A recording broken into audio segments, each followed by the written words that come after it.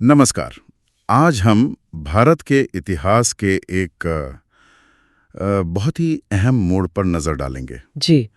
वो दौर जब यूरोप की व्यापारिक कंपनियां मतलब समुद्र के रास्ते यहाँ पहुंची और धीरे धीरे इस उपमहाद्वीप की तकदीर को हमेशा के लिए बदल दिया। बिल्कुल, ये वो दौर था जब दुनिया भर में व्यापार के रास्ते बदल रहे थे और भारत अपने मसालों, बेहतरीन कपड़ों, अपार संपदा के साथ जाहिर है यूरोपीय शक्तियों की नजरों में चढ़ गया था। हाँ, ये सिर्फ व्यापार की कहानी नहीं है, ये सत्ता संघर्ष और कह सकते हैं साम्राज्यवाद की शुरुआत की भी कहानी है। और इस पूरी पड़ताल का मतलब जो हमारा आधार है वो है एनसीईआरटी के स्रोत। हम इन्हीं के जरिए समझेंगे कि कैसे पुर्तगाली, डच, अंग्रेज, डेनिश और फ्रांसीसी एक एक करके भारत आए। जी। उनके असली मकसद क्या थे, कहाँ उन्होंने अपने पैर जमाए और उनका शुरुआती असर कैसा रहा। हाँ, ये एनसीईआरटी दस्तावेज हमें काफी कुछ बताते हैं, जैसे इन यूरोपीय शक्तियों के आने का क्रम क्या था, उनके मुख्य व्यापारिक ठिकाने मतलब फैक्ट्रियां कहाँ थीं, और वो कौन सी महत्वपूर्ण घटनाएं थी जिन्होंने इतिहास का रुख मोड़ा। तो हमारा लक्ष्य यही है कि इन तथ्यों को सरल और दिलचस्प अंदाज में पेश किया जाए। बिल्कुल, पुर्तगालियों के पहले कदम से लेकर अंग्रेजों के वर्चस्व तक की कहानी। तो फिर चलिए इस सफर की गहराई में उतरते हैं। सबसे पहले ये समझना जरूरी है कि यूरोपियों को भारत के लिए ये समुद्री रास्ता खोजने की ऐसी क्या जरूरत आन पड़ी थी? जमीनी रास्ते तो थे ही पहले से। हाँ, देखिए, बात दरअसल ये थी कि 15वीं सदी तक आते आते जो पूरब और पश्चिम के बीच पारंपरिक जमीनी व्यापार मार्ग थे, खासकर सिल्क रूट जिसे कहते हैं, हाँ, रेशम मार्ग, वो तुर्कों यानी ओटमन साम्राज्य के कब्जे में आ गए थे। और 1453 में जब कॉन्स्टेंटिनोपल पर उनका नियंत्रण हो गया, इस्तांबुल आज का, हाँ इस्तांबुल, वो एक बड़ा झटका था। उससे ये रास्ते यूरोपियों के लिए लगभग बंद से हो गए। अच्छा, तो मतलब सीधा और सुरक्षित रास्ता नहीं रहा। और कोई कारण था? दूसरा बड़ा कारण था यूरोपीय व्यापार पर इटली के शहरों का एकाधिकार, जैसे वेनिस और जेनोआ। अच्छा, भारत और दक्षिण पूर्व एशिया का सारा माल इन्हीं के जरिए यूरोप पहुंचता था और जाहिर है ये भारी मुनाफा कमाते थे। हाँ, बिचौलिए बन गए थे वो। बिल्कुल। तो स्पेन और पुर्तगाल जैसे पश्चिमी यूरोपीय देश इस एकाधिकार को तोड़ना चाहते थे। वो सीधे भारत पहुंचकर व्यापार करना चाहते थे। और इसी होड़ में फिर तकनीक ने भी मदद की होगी, जहाज वगैरह। हाँ बिल्कुल, उसी समय जहाज बनाने की तकनीक और नौवहन विज्ञान मतलब नेविगेशन में जो तरक्की हुई, उसने लंबी समुद्री यात्राओं को मुमकिन बना दिया। और इस पूरी रेस में पुर्तगाल सबसे आगे निकल गया, ऐसा क्यों हुआ? इसकी एक बड़ी वजह थे पुर्तगाली राजकुमार Henry the Navigator. Henry the Navigator. हाँ, हालांकि वो खुद कभी लंबी यात्रा पर नहीं गए, लेकिन 1418 से ही उन्होंने समुद्री अभियानों को बहुत बढ़ावा दिया, खासकर अफ्रीका के पश्चिमी तट की खोज के लिए। उनके लक्ष्य क्या थे, मतलब क्यों कर रहे थे वो ये सब? उनके दो स्पष्ट लक्ष्य थे। पहला, व्यापार पर अरबों और वेनिस के एकाधिकार को चुनौती देना, और दूसरा, अफ्रीका और एशिया में ईसाई धर्म का प्रचार करना। अच्छा, व्यापार और धर्म, ठीक है। तो शुरुआत हेनरी ने की, लेकिन भारत पहुंचने का रास्ता किसने खोजा? इसमें पहला बड़ा कदम उठाया बार्थोलोम्यू डियाज ने। 1487 में वो जहाज लेकर निकले और अफ्रीका के दक्षिणी छोर तक पहुंच गए। Cape of Good Hope? हाँ, लेकिन उन्होंने पहले उसे केप ऑफ स्टॉर्म्स कहा था, मतलब तूफानी अंतरीप, क्योंकि वहां भयंकर तूफान थे। बाद में पुर्तगाल के राजा जॉन द्वितीय ने नाम बदलकर केप ऑफ गुड होप यानी आशा अंतरीप रखा, क्योंकि यहां से भारत पहुंचने की एक उम्मीद जगी थी। और फिर 10 साल बाद वो ऐतिहासिक तारीख 17 मई 1498 वास्को दा गामा इसी केप ऑफ गुड होप का चक्कर लगाकर भारत पहुंच ही गए। निस्संदेह एक बहुत बड़ा पल था इतिहास में। वास्को द गामा 3 जहाजों के साथ कालीकट यानी आज का कोझिकोड, केरल, वहां के तट पर उतरे। और वहां के राजा ज़ेमुरिन ने स्वागत किया उनका। हाँ, वहां के जो स्थानीय हिंदू शासक थे, जिनकी पैतृक उपाधि जमोरिन थी, उन्होंने स्वागत किया, व्यापार की इजाजत भी दी। लेकिन एक दिक्कत थी। क्या? वहां पहले से जो अरब व्यापारी जमे हुए थे, उन्हें ये बिल्कुल पसंद नहीं आया। उन्होंने इसका कड़ा विरोध किया। लेकिन विरोध के बावजूद गामा जब वापस पुर्तगाल लौटे तो कहते हैं कि जो माल वो ले गए उस पर यात्रा के खर्च से 60 गुना ज्यादा मुनाफा हुआ। सोचिए, 60 गुना! इस मुनाफे ने तो मतलब आग में घी का काम किया होगा। बिल्कुल। इसके बाद तो पुर्तगाली और जोश में आ गए। वास्को द गामा 1502 में दोबारा भारत आए। और फिर फैक्ट्री वगैरह कब लगी? हाँ, फिर 1503 में पुर्तगालियों ने कोचिन में अपनी पहली फैक्ट्री मतलब एक व्यापारिक गोदाम और किला वो स्थापित किया। कोचिन में पहली? जी, शुरुआत में कोचीन और फिर बाद में गोवा भारत में उनके संचालन का मुख्य केंद्र बना। कालीकट, कोचीन और कन्नानौर में भी उनके महत्वपूर्ण व्यापारिक ठिकाने बने। यहीं से फिर गवर्नरों का दौर शुरू होता है ना? पहला गवर्नर कौन था? पहले थे फ्रांसिस्को डी अल्मेडा, 1505 से 1509 तक। अच्छा, अल्मेडा। उनकी क्या नीति थी, कुछ खास? हाँ, उनकी नीति ब्लू वाटर पॉलिसी या शांत जल नीति कहलाती है। ब्लू वाटर पॉलिसी मतलब उनका मुख्य मकसद जमीन पर कब्जा करने के बजाय हिंद महासागर में पुर्तगाली नौसेना का दबदबा कायम करना था, समुद्री व्यापार पर नियंत्रण रखना। अच्छा, समुद्र पर नियंत्रण, जमीन पर नहीं। हाँ, इसी नीति के तहत उन्होंने अंजदीवा, कन्नानौर, कोचीन जैसी जगहों पर किले बनवाए। लेकिन क्या ये नीति पूरी तरह शांतिपूर्ण रह पाई? लड़ाइयां तो हुई होंगी। हाँ, शांति कहाँ संभव थी। 1508 में चोल के युद्ध में उन्हें हार झेलनी पड़ी। मिस्र के ममलूक सुल्तान और गुजरात के सुल्तान की संयुक्त नौसेना ने हराया था। ओह, तो शुरुआत अच्छी नहीं रही, लेकिन अल्मेडा ने हार नहीं मानी। अगले ही साल 1509 में दीव के पास एक बहुत बड़ा नौसैनिक युद्ध हुआ। दीव का युद्ध 1509। हाँ, और इसमें अल्मेडा ने मिस्र, गुजरात और कालीकट के ज़ेमोरिन की मिली-जुली नौसेना को बुरी तरह हरा दिया। ये एक निर्णायक जीत थी। अच्छा, तो हिसाब बराबर कर लिया। बिल्कुल, इस जीत ने हिंद महासागर में पुर्तगाली वर्चस्व की नींव रख दी। अल्मेडा के बाद कौन आया? अल्बुकर्क, जिन्हें असली संस्थापक कहते हैं। हाँ, अल्फोंसो डी अल्बुकर्क। 1509 से 1515 तक। और उन्हें भारत में पुर्तगाली सत्ता का वास्तविक संस्थापक माना जाता है। बिल्कुल सही कहा आपने। ऐसा क्यों? मतलब उन्होंने क्या अलग किया? उन्होंने अल्मेडा की ब्लू वाटर पॉलिसी से आगे बढ़कर काम किया। उन्होंने जमीनी विस्तार पर जोर दिया, भारत में पुर्तगाली साम्राज्य की नींव डाली। अच्छा, मतलब अब जमीन पर भी कब्जा। हाँ, उनकी सबसे बड़ी उपलब्धि थी 1510 में बीजापुर के सुल्तान यूसुफ आदिल शाह से गोवा को छीनना। गोवा, हाँ, ये तो बहुत महत्वपूर्ण था। जी, और यही गोवा आगे चलकर पुर्तगाली साम्राज्य का केंद्र बना। अल्बुकर्क ने सिर्फ गोवा ही नहीं, फारस की खाड़ी में हॉर्मूज से लेकर मलाया में मलक्का और इंडोनेशिया के मसाला द्वीपों तक पुर्तगाली नौसैनिक चौकियां बनाई। समुद्री रास्ते पर पूरा कंट्रोल। अल्बुकर्क ने कुछ सामाजिक और प्रशासनिक कदम भी उठाए थे, सुना है। हाँ, उन्होंने भारत में एक स्थायी पुर्तगाली आबादी बसाने की कोशिश की। इसके लिए अपने लोगों को भारतीय महिलाओं से शादी करने के लिए प्रोत्साहित किया। अच्छा, ये एक अलग तरह की रणनीति थी। हाँ, दूर की सोच थी। और साथ ही उन्होंने अपने कब्जे वाले इलाकों में सती प्रथा पर पाबंदी लगाने की भी कोशिश की। उस समय के हिसाब से ये एक बड़ा कदम था। अल्बुकर्क के बाद कोई और महत्वपूर्ण गवर्नर? हाँ, नीनो दा कुन्हा का नाम आता है, 1529 से 1538 तक। नीनो दा कुन्हा, उन्होंने क्या किया? उन्होंने 1530 में पुर्तगाली राजधानी को कोचीन से गोवा शिफ्ट किया। इससे गोवा का महत्व और बढ़ गया। हाँ, ये तो बड़ा कदम था। और उन्होंने डुजात के शासक बहादुर शाह से बातचीत और दबाव के जरिए 1534 में बेसीन यानी वसई और 1535 में दीव पर भी पुर्तगाली अधिकार स्थापित कर लिया। तो पुर्तगालियों का दबदबा बढ़ता जा रहा था। बिल्कुल। व्यापार और नौसेना के अलावा भारत पर उनका कोई और प्रभाव भी पड़ा, सांस्कृतिक या आर्थिक? हाँ, कई महत्वपूर्ण प्रभाव पड़े। जैसे उन्होंने भारत और जापान के बीच व्यापार शुरू किया। वहां से वो तांबा और चांदी लाते थे। अच्छा। और भारत में पहला प्रिंटिंग प्रेस वो भी पुर्तगालियों की देन है। 1556 में गोवा में जेसुइट पादरियों ने इसे स्थापित किया था। प्रिंटिंग प्रेस, ये तो बहुत बड़ी बात है। और खाने पीने की चीजों के बारे में भी कुछ कहते हैं? अरे हाँ, आज हम जो टमाटर, आलू, लाल मिर्च, तंबाकू, अनानास, पपीता, काजू, मक्का ये सब खाते हैं ना? हाँ, ये सब पुर्तगाली ही भारत लाए थे। क्या बात है। मतलब हमारी रसोई पर भी उनका असर है। बिल्कुल। और एक और चीज, 1563 में उन्होंने भारतीय जड़ी बूटियों और औषधीय पौधों पर पहली वैज्ञानिक किताब भी प्रकाशित करवाई। अच्छा, ये दिलचस्प है। उनकी एक काटाज सिस्टम की भी बड़ी चर्चा होती है, वो क्या थी? काटाज, हाँ, ये दरअसल एक तरह का परमिट या पास था। परमिट किस लिए? हिंद महासागर में चलने वाले भारतीय और दूसरे एशियाई जहाजों को ये लेना पड़ता था पुर्तगालियों से। इसके लिए फीस देनी होती थी। और अगर नहीं लिया तो पुर्तगाली उस जहाज पर हमला कर सकते थे, उसे लूट सकते थे। यह सिस्टम उनके समुद्री दबदबे का प्रतीक था। मतलब उनकी इजाजत के बिना कोई व्यापार नहीं कर सकता। बाप रे, मतलब पूरी दादागिरी। हाँ, कह सकते हैं।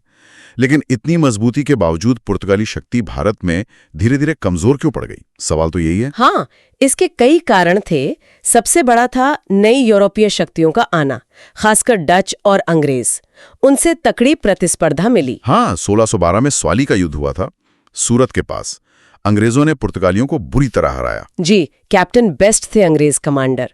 उस हार से मुगलों की नजर में पुर्तगालियों की इज्जत कम हो गई। और फिर बंगाल में भी उन्हें झटका लगा। हाँ, 1631 में बंगाल के मुगल सूबेदार थे कासिम खान। उन्होंने पुर्तगालियों को हुगली से निकाल बाहर किया। उनकी धार्मिक असहिष्णुता की नीति और लूट मार ने भी भारतीय शासकों और जनता को उनसे दूर कर दिया था। और बॉम्बे का क्या हुआ? वो भी तो उनके पास था। हाँ, वो एक अलग कहानी है।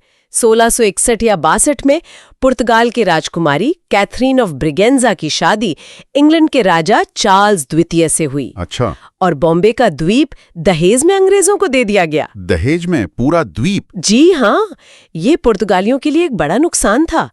फिर बाद में 1739 में मराठों ने उनसे सालसेट और बेसीन यानी वसई भी छीन लिया।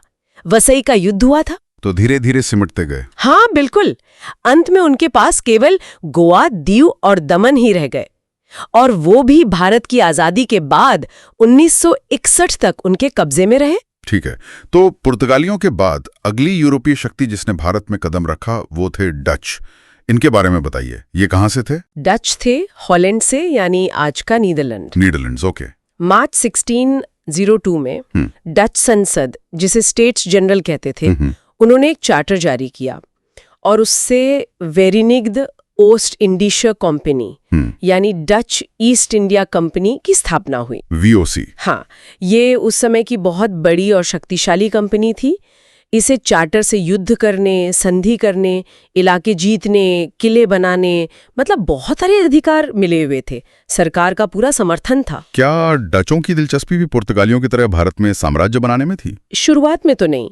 उनकी मुख्य रुचि भारत से ज्यादा थी दक्षिण पूर्व एशिया के मसाला द्वीपों में। इंडोनेशिया, जावा, सुमात्रा। बिल्कुल, इंडोनेशिया, जहां लौंग, जायफल, दालचीनी जैसे मसाले होते थे।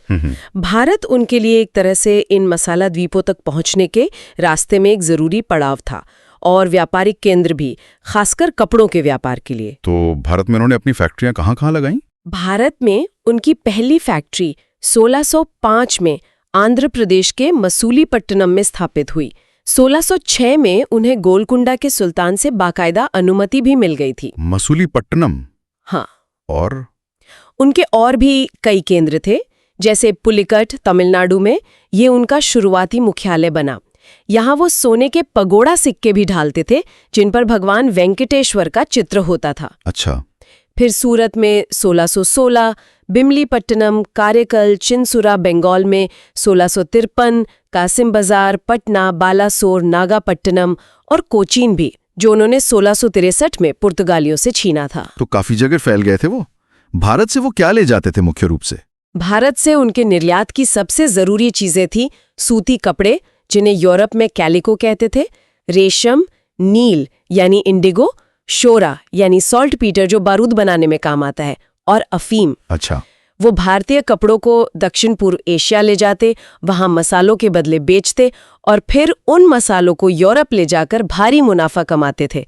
ये उनका तरीका था। क्या उनका भी पुर्तगालियों से टकराव हुआ जैसे अंग्रेजों का हुआ था? हाँ बिल्कुल। डचों ने धीरे धीरे पुर्तगालियों को मसाला व्यापार से लगभग बाहर ही कर दिया।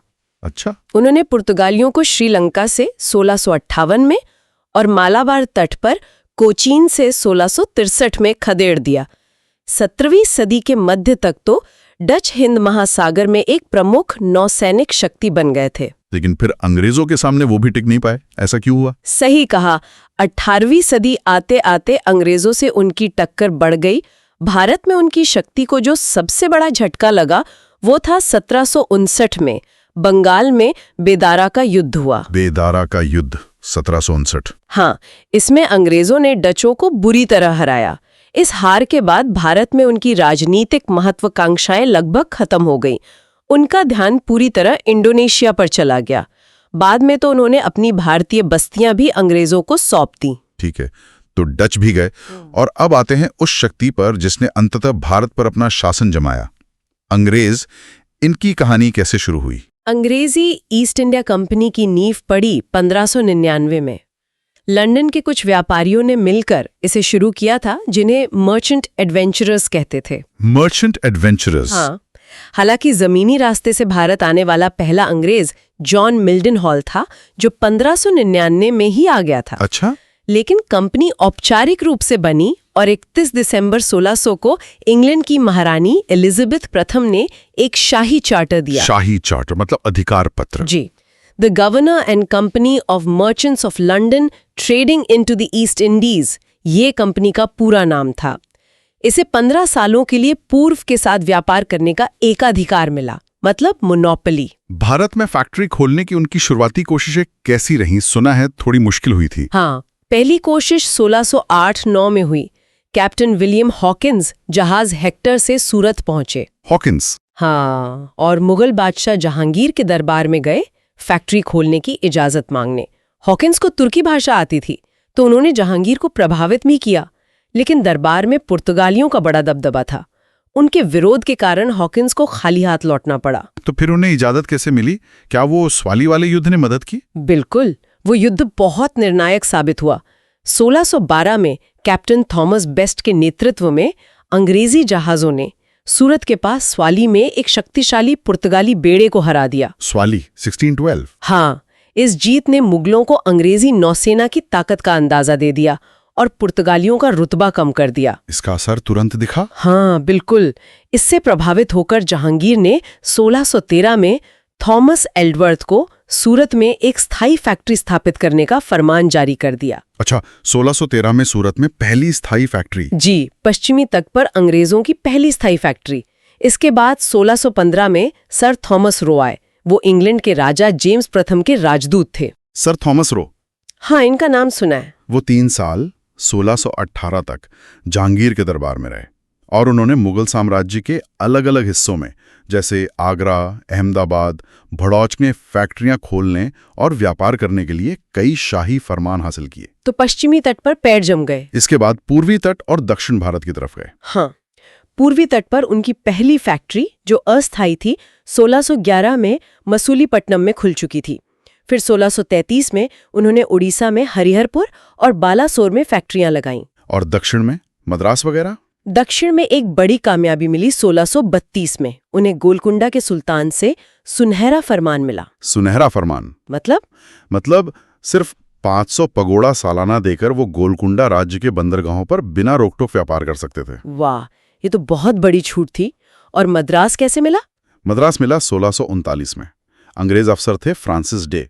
उन्होंने चंद्रगिरी के स्थानीय राजा से मद्रास को पट्टे पर ले लिया। पट्टे पर, लीज पर?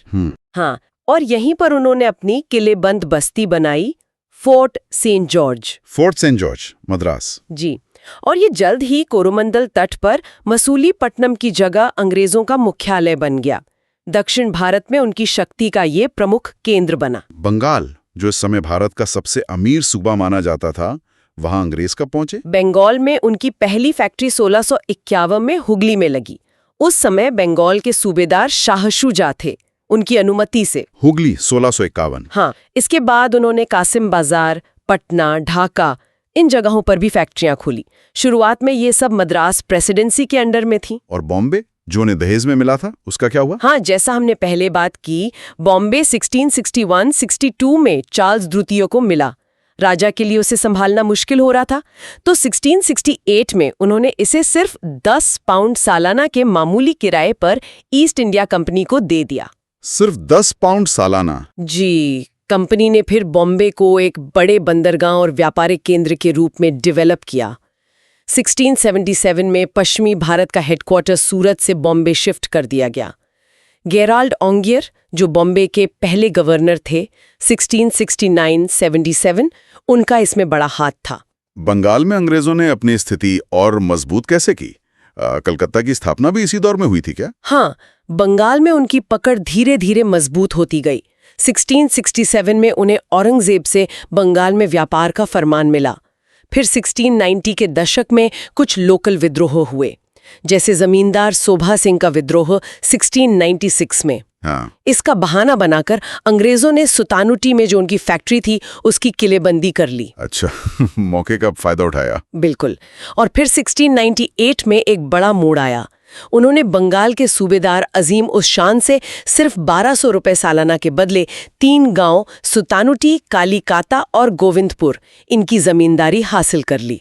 सुतानुटी, कालीकाता और गोविंदपुर, और इन्हीं को मिलाकर कलकत्ता बना। फोर्ट विलियम, इंग्लैंड के राजा विलियम तृतीय के नाम पर। Fort William, Calcutta. जी। और 1700 में इसे एक अलग प्रेसिडेंसी यानी बंगाल प्रेसिडेंसी का मुख्यालय बना दिया गया। सर चार्ल्स आयर इसके पहले प्रेसिडेंट बने। फिर 1717 में वो फर्रुखसियर वाला फरमान आया, जिसे कंपनी का मैग्ना कार्टा नहीं कहते हैं। इसमें ऐसा क्या खास था? ये इतना महत्वपूर्ण क्यों था? ये फरमान जॉन सुरमन के नेतृत्व वाले एक दूतमंडल ने बड़ी मेहनत के बाद हासिल किया था, और ये कंपनी के लिए वाकई एक वरदान जैसा था। क्यों? क्या मिला इसमें? कई चीजें मिली। पहला, बंगाल में कंपनी को सिर्फ 3000 रुपए सालाना देने थे और बदले में सारे आयात निर्यात टैक्स से पूरी छूट मिल गई। वो अपना माल बिना किसी चुंगी के ला ले जा सकते थे। इसे दस्तक कहा गया। Dastak, tax free trade. हाँ। तीसरा, उन्हें कलकत्ता के आसपास और गांव किराए पर लेने की अनुमति मिली। चौथा, हैदराबाद में उन्हें जो पहले से टैक्स फ्री व्यापार की छूट थी वो बनी रही। चौथा, सूरत में 10,000 रुपए सालाना देने पर सारे टैक्स माफ। और सिक्कों का भी कुछ था। हाँ, सबसे महत्वपूर्ण, कंपनी बॉम्बे टकसाल में जो सिक्के बनाती थी उन्हें पूरे मुगल साम्राज्य में कानूनी मान्यता मिल गई। अरे वाह, मतलब उनकी अपनी करेंसी चलने लगी एक तरह से। जी। इस फरमान ने कंपनी को उसके यूरोपीय कॉम्पिटिटर्स पर जबरदस्त बढ़त दिला दी। खासकर बंगाल में तो उनके प्रभुत्व का रास्ता ही साफ हो गया। इस समय तक पुर्तगाली और डच तो काफी पीछे छूट चुके थे, तो अब अंग्रेजों का मुख्य मुकाबला किससे था? अब उनका सीधा और सबसे कड़ा मुकाबला था फ्रांसीसियों से। फ्रांसीसी? हाँ, दोनों ही भारत में अपना राजनीतिक और व्यापारिक दबदबा चाहते थे। इसी वजह से 18वीं सदी के मध्य में दोनों के बीच लगभग 20 साल तक संघर्ष चला, जिन्हें हम कर्नाटक युद्धों के नाम से जानते हैं। कर्नाटक युद्ध, हाँ, उन पर आएंगे, लेकिन उससे पहले एक और यूरोपीय शक्ति का जिक्र कर लेते हैं, डेनिश। उनका क्या हुआ? वो कब आए? हाँ, डेनिश यानी डेनमार्क के लोग। वो 1616 में भारत आए थे। 1616। उन्होंने 1620 में तमिलनाडु के त्रांक्यूबार में अपनी पहली बस्ती बसाई। फिर 1676 में बंगाल के श्रीरामपुर यानी सैरामपुर में एक और सेंटर खोला, जो बाद में उनका हेडक्वार्टर बना। क्या वो व्यापार में सफल रहे या उनकी कोई और खास बात? देखिए, व्यापार में वो अंग्रेजों या डचों जितने कामयाब नहीं हो पाए। उनका असर बहुत लिमिटेड रहा। अच्छा। हाँ, लेकिन श्रीरामपुर जो था वो शिक्षा और मिशनरी गतिविधियों का एक जरूरी केंद्र बन गया। उन्होंने वहां 1800 में एक प्रिंटिंग प्रेस खोला और 1818 में श्रीरामपुर कॉलेज की स्थापना की। वो कॉलेज आज भी है। ओह, तो शिक्षा में योगदान रहा उनका। जी, लेकिन भारत में उनकी राजनीतिक या आर्थिक महत्वाकांक्षाएं ज्यादा नहीं थीं, और आखिरकार 1845 में उन्होंने अपनी सारी भारतीय बस्तियां अंग्रेजों को बेच दी, शांति से चले गए। ठीक है, तो डेनिश का चैप्टर क्लोज। चलिए अब लौटते हैं अंग्रेजों के मुख्य प्रतिद्वंदी फ्रांसीसियों पर। इनकी कंपनी कब और कैसे बनी? ये तो काफी बाद में आए थे ना। हाँ, French east India company des Andes orientals काफी देर से बनी, 1664 में। 1664। जी। इसे फ्रांस के राजा लुई 14वें के मशहूर वित्त मंत्री थे कॉलबर्ट, उनके प्रयासों से शुरू किया गया था। कॉलबर्ट। हाँ, इसकी खास बात ये थी कि ये मुख्य रूप से एक सरकारी कंपनी थी। राजा का पैसा लगा था, राजा का कंट्रोल था, लेकिन इसी वजह से इसमेमें सरकारी दखलंदाजी भी बहुत थी, जो बाद में इसके लिए नुकसानदेह साबित हुई। भारत में उनके मुख्य केंद्र कौन से थे? फ्रांसीसियों ने अपनी पहली फैक्ट्री 1668 में सूरत में खोली। फ्रांसवास कैरोन ने दूसरी फैक्ट्री 1669 में मसूलीपट्टनम में। सूरत और मसूलीपट्टनम। हाँ, लेकिन उनका सबसे महत्वपूर्ण केंद्र बना पौंडीचेरी। पौंडीचेरी। हाँ, जिसकी नींव 1673 में फ्रैंकवाइज मार्टिन ने रखी थी। बंगाल में चंडननगर भी उनका एक प्रमुख केंद्र था। इसके अलावा मालाबार तट पर माहे 1725 में, कोरोमंडल तट पर यनम लगभग 1723 और कार्यकाल 1739 पर भी उन्होंने अधिकार कर लिया। हिंद महासागर में भी उनकी मौजूदगी थी। हाँ, मॉरिशस और रियूनियन द्वीपों पर उनका कब्जा था, जिससे उनकी नौसैनिक स्थिति मजबूत थी। भारत में फ्रांसीसी शक्ति का उभार कब देखने को मिलता है? ये हुआ 1720 से 1742 के बीच। गवर्नर थे लेनोयर और ड्यूमा। उनके टाइम में भारत में फ्रांसीसी प्रभाव और व्यापार काफी बढ़ा। ड्यूमास ने तो भारतीय राजाओं के झगड़ों में दखल देकर फ्रांसीसी सेना की धाक भी जमाई थी। और यहीं से फिर अंग्रेजों और फ्रांसीसियों के बीच सीधी टक्कर की जमीन तैयार हुई। कर्नाटक युद्ध, ये क्यों हुए थे आखिर? इन युद्धों के पीछे मूल कारण तो वही था, व्यापारिक प्रतिद्वंद्विता और भारत में राजनीतिक दबदबा कायम करने की होड़। दोनों एक दूसरे को हटाना चाहते थे। बिल्कुल, दोनों कंपनियां एक दूसरे को बाहर करके भारतीय व्यापार पर मोनोपोली चाहती थीं। और जब भी यूरोप में ब्रिटेन और फ्रांस लड़ते, उसका असर यहाँ भारत में भी दिखता था। और ये युद्ध कर्नाटक में ही क्यों लड़े गए? क्योंकि इनका मुख्य अखाड़ा बना कर्नाटक का इलाका, यानी कोरोमंडल तट और उसका अंदरूनी हिस्सा। यहीं पर पौंडीचेरी फ्रांसीसी और मद्रास अंग्रेज के हेडक्वार्टर्स थे। कुल 3 कर्नाटक युद्ध हुए। पहला कर्नाटक युद्ध 1746-54, इसके बारे में बताइए। ये युद्ध यूरोप में चल रहे ऑस्ट्रियाई उत्तराधिकार युद्ध का ही विस्तार था। जैसे ही यूरोप में लड़ाई शुरू हुई, यहाँ भी दोनों कंपनियों में ठन गई। क्या हुआ इसमें? 1746 में फ्रांसीसी एडमिरल थे ला बोर्दोने। वो मॉरिशस से आए और उन्होंने मद्रास पर कब्जा कर लिया। मद्रास पर कब्जा, अंग्रेजों के लिए बड़ा झटका। हाँ, इस युद्ध की एक और महत्वपूर्ण घटना थी सेंट थॉम की लड़ाई। अडियार नदी पर हुई थी। सेंट थॉम? जी, इसमें कैप्टन पैराडाइज के नेतृत्व में एक छोटी सी फ्रांसीसी सेना ने कर्नाटक के नवाब अनवरुद्दीन की बहुत बड़ी सेना को हरा दिया। इसने यूरोपियन मिलिट्री ट्रेनिंग और डिसिप्लिन की सुपीरियॉरिटी साबित कर दी। और इसी युद्ध में डुप्ले का नाम भी सामने आता है। हाँ, फ्रांसीसी गवर्नर जनरल डुप्ले, वो बहुत महत्वाकांक्षी था और उसने पहली बार बड़े पैमाने पर भारतीय सैनिकों को यूरोपीय तरीके से ट्रेन करके अपनी सेना में भर्ती करने की नीति अपनाई। ये एक बड़ा कदम था। युद्ध खत्म कैसे हुआ? युद्ध का अंत हुआ 1748 में।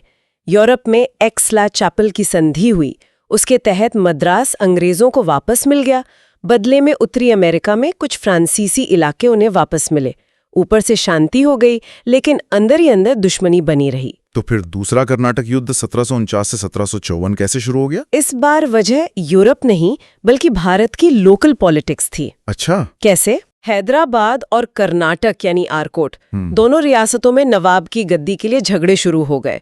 डुप्ले ने सोचा ये बढ़िया मौका है। उसने भारतीय राजनीति में सीधे दखल देने का फैसला किया। कैसे? किसका साथ दिया? उसने हैदराबाद में मुजफ्फर जंग और कर्नाटक में चंदा साहेब का समर्थन किया। अंग्रेजों ने इसका जवाब दिया। उन्होंने नासिर जंग हैदराबाद और मोहम्मद अली कर्नाटक का पक्ष लिया। तो मतलब भारतीय राजा लड़ रहे थे और पीछे से अंग्रेज और फ्रांसीसी उन्हें सपोर्ट कर रहे थे, प्रॉक्सी वॉर जैसा। बिल्कुल प्रॉक्सी वॉर ही था ये। इसमें किसका पलड़ा भारी रहा? शुरुआत में डुप्ले की कूटनीति बहुत सफल रही। फ्रांसीसी मदद से मुजफ्फर जंग हैदराबाद का निजाम बन गया और चंदा साहिब कर्नाटक का नवाब। मुजफ्फर जंग ने खुश होकर फ्रांसीसियों को पांडिचेरी के पास काफी इलाका और उत्तरी सरकार का जरूरी क्षेत्र गिफ्ट कर दिया। उत्तरी सरकार? हाँ, आंध्र का तटीय इलाका। बहुत उपजाऊ और महत्वपूर्ण था। लगने लगा कि दक्षिण भारत में फ्रांसीसी छा जाएंगे। लेकिन तभी क्या हुआ? कभी रॉबर्ट क्लाइव ने पासा पलट दिया। Robert Clive?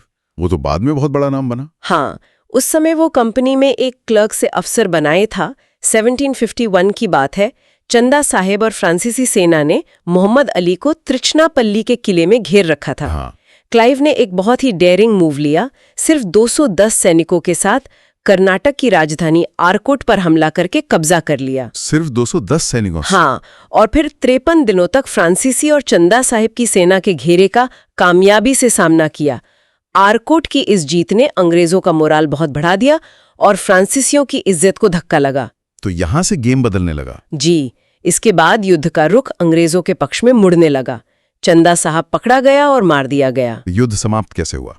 क्या डुप्ले को वापस बुला लिया गया था? हाँ, फ्रांसीसी सरकार डुप्ले की महंगी युद्ध नीतियों से तंग आ गई थी।